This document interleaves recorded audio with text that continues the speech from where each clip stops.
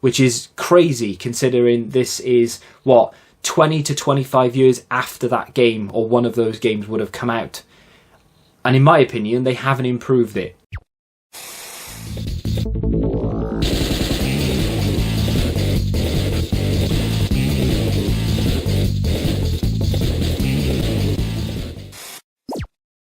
What is going on, guys? Welcome back to the channel. In today's video, I'm going to go through a few of the games in my collection that I just don't like for one reason or another, and we'll get to that. Speaking of the collection, though, if you want to know how I've managed to build it so far, there is a playlist linked in the description. It's called the Free Trading Game Collection. It will show you how I've managed to pick up every single thing that you see behind me and a lot more besides for no money out of pocket, so go check that out. Now, I'm not necessarily saying that these are terrible games, bad games, you shouldn't play them. I know the title and the thumbnail probably says otherwise, but you may like the games on this list, and that's fine because everyone has a difference of opinion. I watched a film with my wife yesterday that I thought was actually quite good. She was genuinely angry after watching it because she thought it was that bad she'd wasted an hour and a half of her life. That film, A Knock at the Cabin. I thought it was okay, but anyway, I digress. So, the first game on the list is a Mega Drive game, and as a child, I remember playing this and thinking it was absolutely incredible. I played it a couple of days ago, and my god, has this not aged well at all. It is Primal Rage. This is not a good game. I don't care what anyone says. And if you say, yes, it is a good game, but you haven't played it recently, it's because you haven't played it recently. I kind of wish I hadn't played it, to be honest. Like, I wish I hadn't put it back into the machine. Most of the time, you know, looking at graphics. This, however, this is a mess. It just doesn't look very good. But the controls are not very good.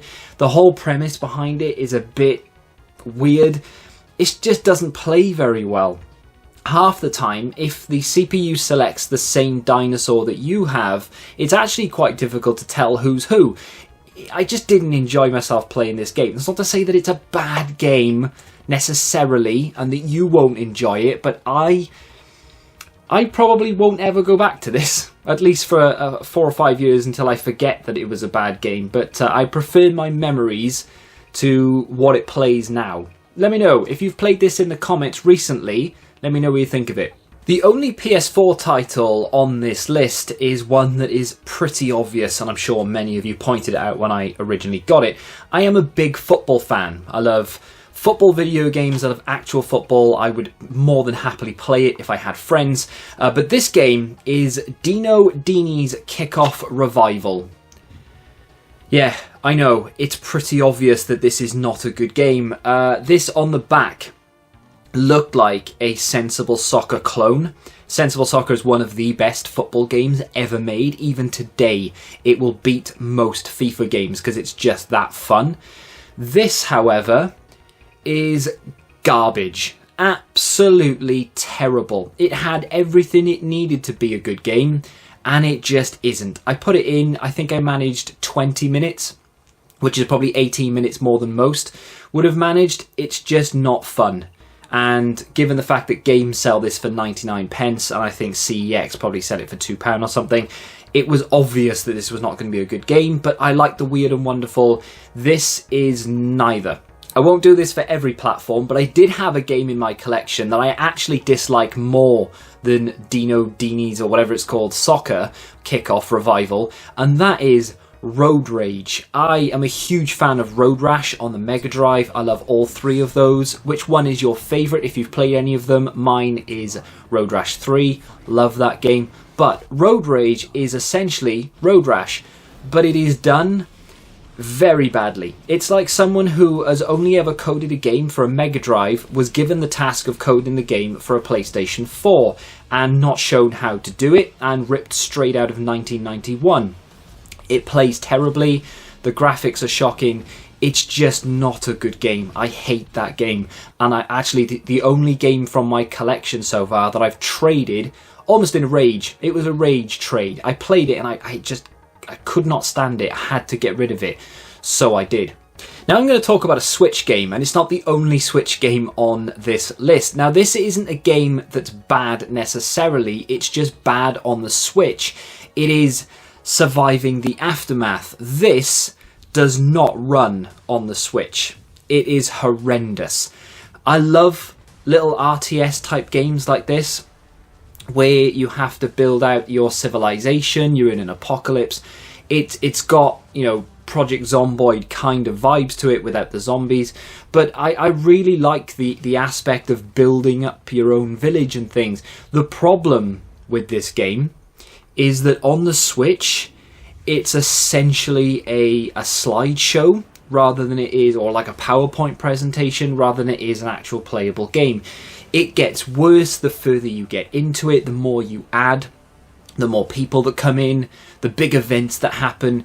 It just doesn't run well, and it is really, really slow. And I don't mean the gameplay is slow, I just mean to move things around and everything. The Switch cannot handle it, and that's a big problem with this, and one of the reasons why I mean the only reason really that I would say don't buy this game on the Switch. If you're going to get it on the PS4 and hope that it's better.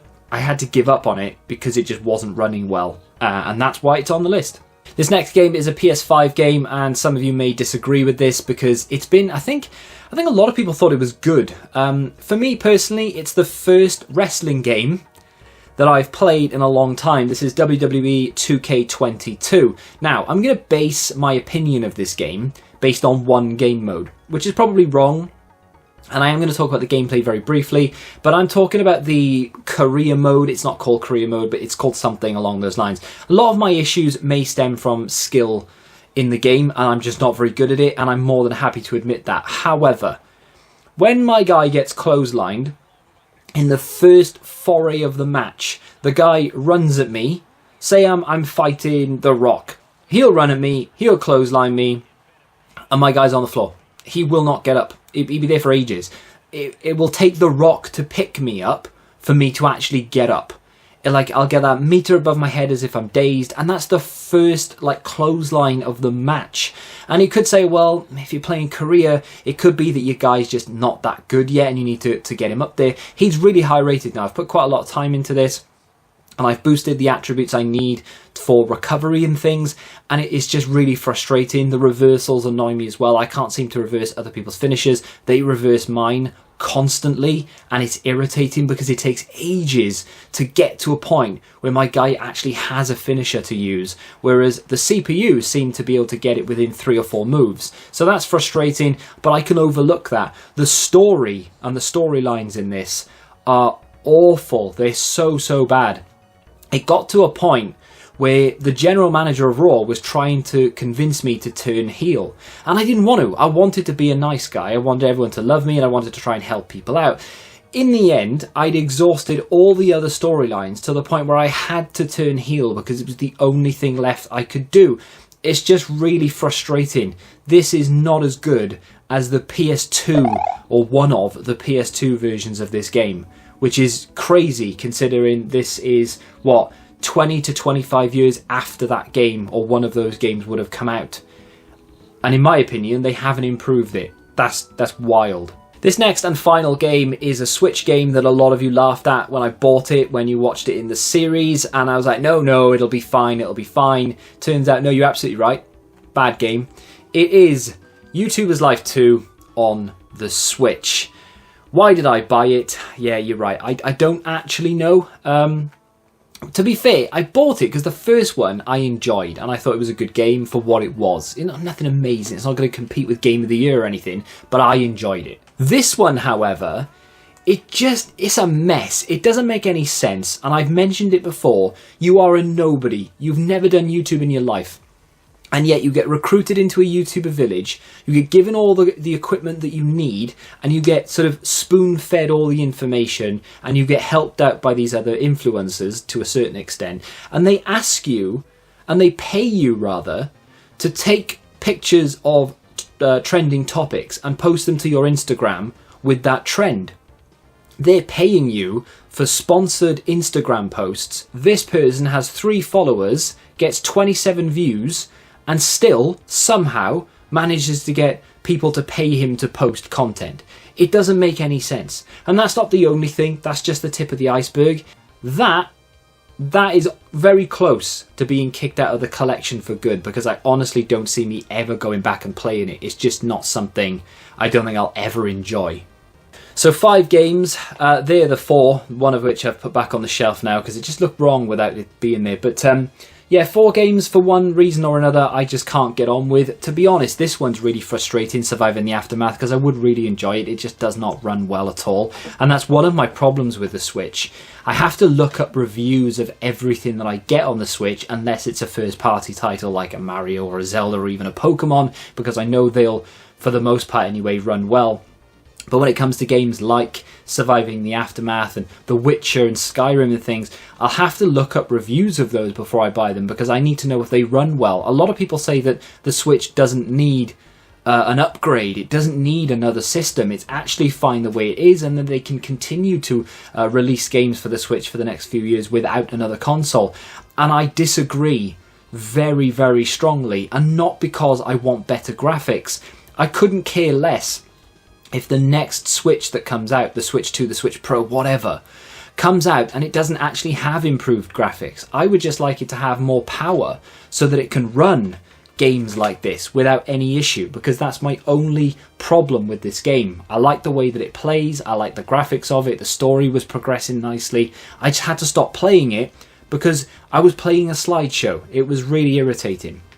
And I've actually bought another Switch game recently that I'm starting to notice little things about it that are just not running well as well, and I may mention that in another video. At the moment it's not too bad, but it may get worse the more I play. With that being said though, those are my games. The reason I don't have more games to mention is because I'm very proud of my collection in the fact that I only buy games, normally anyway, that I like or really look forward to playing. There are obviously exceptions to the rule here, and some of them are not bad because they're actually bad, etc. But that's going to do it for today's video. Let me know in the comment section down below what you thought of my little list. Maybe there are some games in your collection that you think are terrible. I'd like to hear them. And if you have enjoyed this one, do me a favour and hit that like button. Subscribe to the channel if you're new, and until the next time, goodbye.